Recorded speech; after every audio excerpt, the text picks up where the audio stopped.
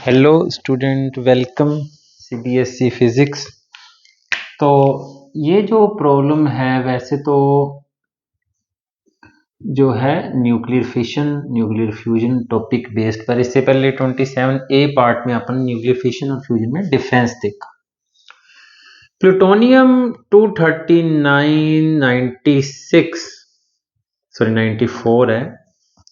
ये जब ब्रेकअप होता है तो एक फिशन, एक एटम या एक न्यूक्लियस के फिशन पर फिशन जो एनर्जी रिलीज हो रही है वो हो रही है 180 मेगा इलेक्ट्रॉन वोल्ट।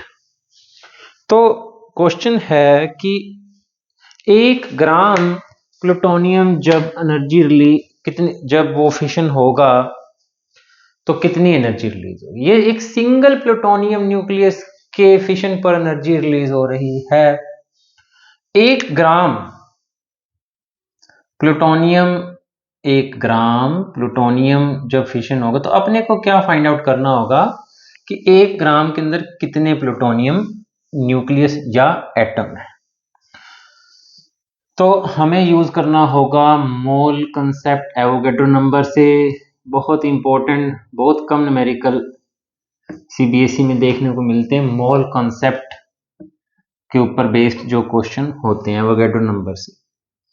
तो यहां सिंपल सा क्या लगा है मैथमेटिक्स कि 239 ग्राम प्लूटोनियम जब होगा तो उसके अंदर नंबर ऑफ एटम कितने होंगे 6.022 इंटू 10 की पावर 23 न्यूक्लियस या एटम।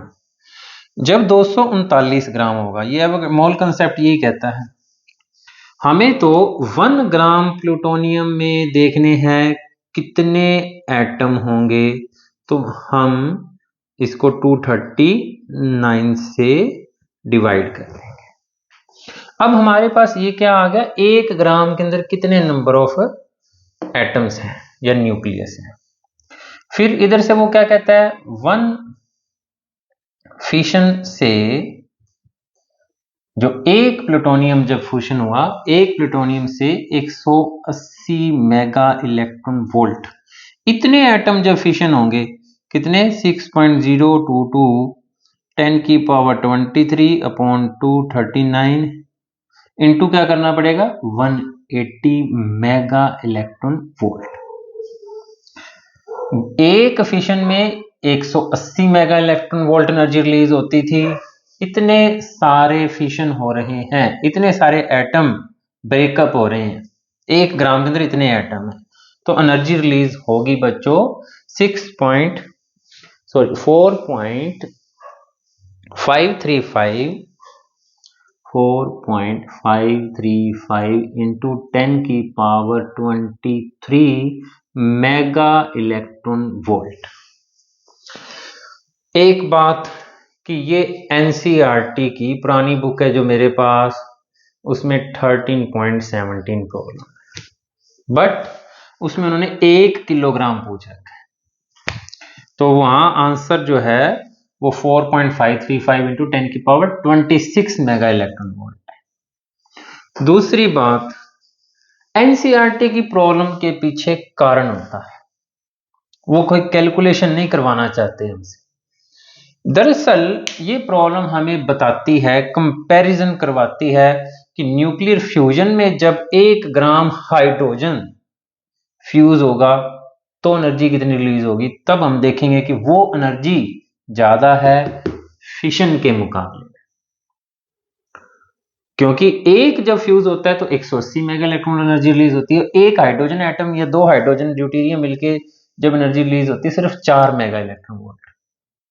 तो हमें ऐसा लगता है कि न्यूक्लियर फ्यूजन में एनर्जी कम रिलीज हो रही है, न्यूक्लियर फिशन में ज्यादा एनर्जी रिलीज हो रही है। बट 1 ग्राम से जब आप कंपेयर करेंगे तो उस रिएक्शन में 1 ग्राम ड्यूटेरियम जब फ्यूज करेगा तो वो एनर्जी ज्यादा होगी, क्योंकि उसमें नंबर ऑफ एटम ज्यादा होंगे। ये जो फैक्टर होगा ना वो बहुत कम हो जाएगा उसमें, इसलिए ज्यादा एनर्जी रिलीज। तो दोबारा थोड़ा सा सीख लें, मोल कंसेप्ट क्या कहता है, 239 ग्राम एवोगैड्रो नंबर के इक्वल होते हैं। ये एवोगैड्रो नंबर कहलाता है अपना n कैपिटल A से लिखते हैं, केमिस्ट्री में बहुत पढ़ते हो आप। 1 ग्राम के अंदर कितने एटम हो जाएंगे या न्यूक्लियस हो जाएंगे? इतने।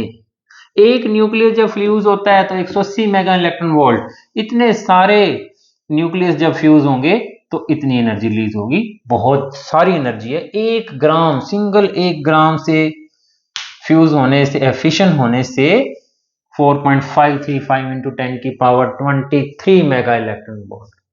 सो स्टूडेंट्स, चैनल अच्छा चल रहा है, सब्सक्राइब करें और आगे शेयर करें। Thank you student.